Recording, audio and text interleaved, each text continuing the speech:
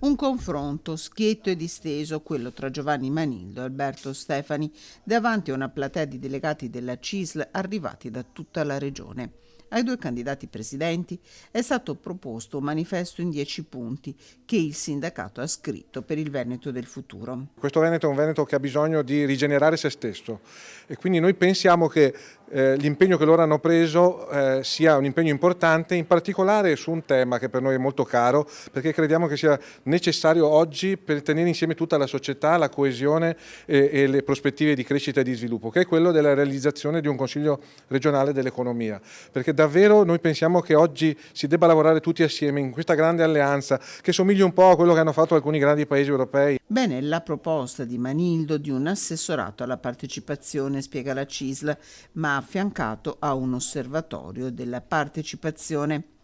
Bene anche il marchio Veneto 100% lanciato da Stefani, ma capendo quali siano le politiche industriali e di sviluppo che propone. I titoli sono importanti, poi noi siamo abituati come CISL a guardare nel merito e nella concretezza e quindi li misureremo per le cose reali che verranno fatte e nelle scelte che realizzeranno.